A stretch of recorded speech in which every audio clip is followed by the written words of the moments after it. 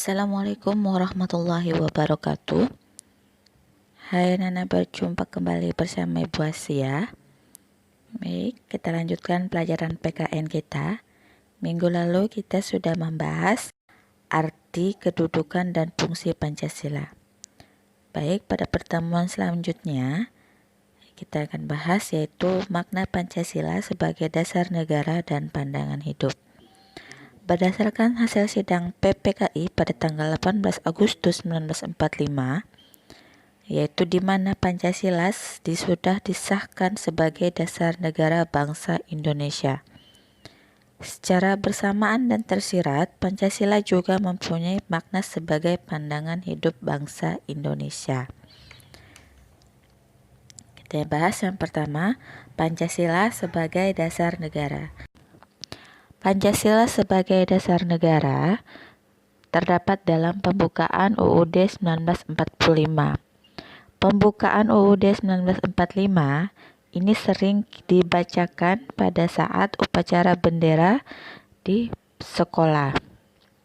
Tujuannya yaitu untuk mengingatkan kepada kita, khususnya generasi muda, tentang rasa syukur bangsa Indonesia karena lepas dari belenggu penjajahan, tujuan generasi bangsa Indonesia dan cita-cita bangsa Indonesia. Kata Pancasila itu sendiri tidak ditemukan dalam pembukaan UUD 1945, tetapi terdapat dalam alinea keempat yang tercantum dalam Pancasila. Pembukaan UUD 1945 juga memberikan penekanan bahwa selain sebagai dasar negara, juga dijadikan sebagai falsafah negara. Nah, kemudian yang kedua, ketetapan MPR RI nomor 18 /MPR tahun 1998, di mana menyebutkan dengan jelas bahwa Pancasila sebagaimana dimaksudkan dalam pembukaan Undang-Undang Dasar 1945 adalah dasar negara dari Negara Kesatuan Republik Indonesia, harus dilaksanakan secara konsisten dalam kehidupan bernegara. Oleh karena itu, ketetapan MPR ini memperkuat kedudukan Pancasila yang sudah ada di dalam pembukaan UUD 1945 alinea keempat. Kemudian yang ketiga, ketetapan MPR nomor 3 /MPR tahun 2000 memberikan gambaran kepada seluruh komponen bangsa Indonesia bahwa sumber hukum itu adalah Pancasila, di mana terkandung dalam pembukaan UUD 1945. Adapun isi dari ketetapan MPR ini diantaranya: 1. Sumber hukum adalah sumber yang dijadikan bahan untuk penyusunan peraturan perundang-undangan.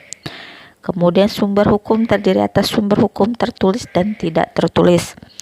Kemudian sumber hukum dasar nasional adalah Pancasila, sebagaimana yang tertulis dalam pembukaan UUD 1945, yaitu di sana terdapat ketuhanan yang Maha Esa, kemanusiaan yang adil dan beradab, persatuan Indonesia, dan kerakyatan dipimpin oleh hikmat kebijaksanaan dalam permusyawaratan perwakilan, serta yang terakhir adalah mewujudkan suatu keadilan sosial bagi seluruh rakyat Indonesia.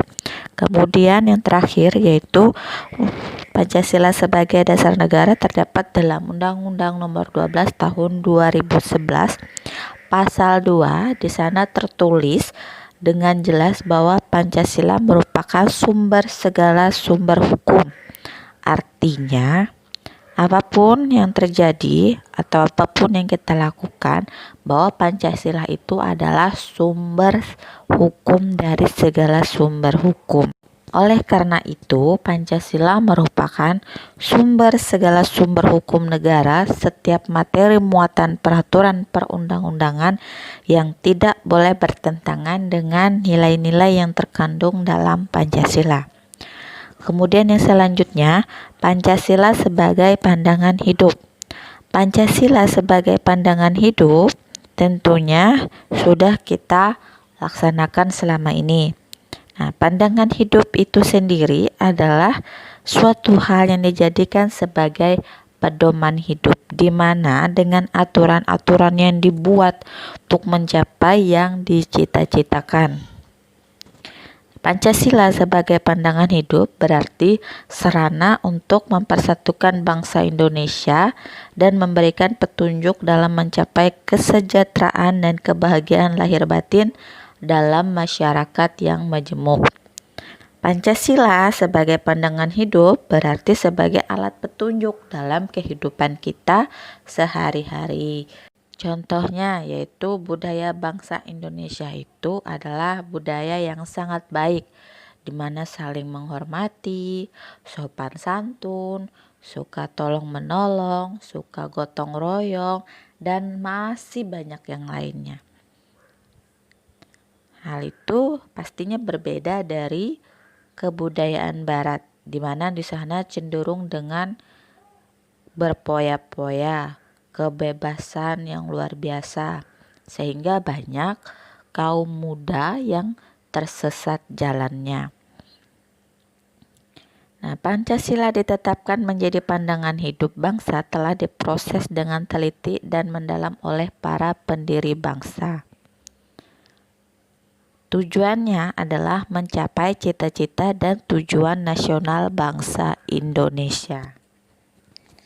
Kemudian yang ketiga, arti penting Pancasila sebagai dasar negara dan pandangan hidup. Pancasila sebagai dasar negara berarti Pancasila dijadikan sebagai pedoman dalam penyelenggaraan negara.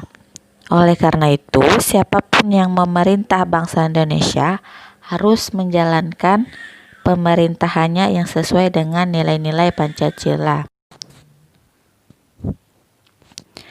Sedangkan arti dari Pancasila sebagai pandangan hidup, yakni Pancasila dijadikan pedoman dalam bertingkah laku, baik dalam kehidupan bermasyarakat, berbangsa, maupun bernegara.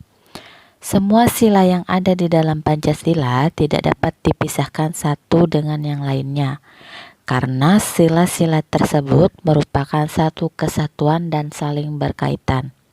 Sila pertama melandasi sila kedua, ketiga, dan kelima. Begitupun seterusnya. Saat orang melaksanakan ibadah, misalnya di masjid, dirinya harus melihat adakah pelanggaran dalam hal kemanusiaan, keadilan sosial, dan persatuan. Nah, contohnya tadi, ingin melakukan ibadah di suatu tempat, sedangkan di tempat tersebut memiliki mayoritas agama misalnya non-muslim, maka hal yang wajib kita lakukan sebagai umat muslim yaitu melihat rasa kemanusiaan dan keadilan sosial. Nah, dengan kata lain, ibadah yang kita lakukan itu jangan berlebihan agar menjadi rasa keadilan sosial dan rasa kemanusiaan. Pertama-tama yang pastinya mintalah izin terlebih dahulu. Nah, misalnya non-muslim sering melakukan ibadah di rumah. Nah, bagaimana caranya supaya ibadah mereka tidak mengganggu tetangga, atau alangkah baiknya minta izinlah terlebih dahulu atau berbicaralah kepada tetangga bahwa akan melaksanakan ibadah di rumah. Seperti itu. Sejak disahkannya dasar negara pada tanggal 18 Agustus 1945 oleh PPKI, Pancasila juga mempunyai fungsi sebagai pandangan hidup, ideologi negara, dan sesuatu yang mengikat. Hasil perjanjian tersebut sudah ditandatangani oleh seluruh anggota PPKI, baik bagi Pancasila untuk mendasari dasar negara ataupun pandangan hidup bangsa yang bersifat mengikat. Nah, jadi tidak boleh ada golongan atau kelompok yang merusak Pancasila. Kalau sampai ada, maka kita sebagai bangsa Indonesia harus mempertahankannya. Sampai di sini dulu perjumpaan kita untuk materi hari ini. Untuk tugas, silakan kerjakan LKS kalian halaman 12, soal nomor 1 4, dan 5. Kerjakan di lembaran kertas. Tulis nama dan kelas kalian beserta alamat kalian secara lengkap. Wabillahi taufiq wal hidayah. Wassalamualaikum warahmatullahi wabarakatuh. Bye bye.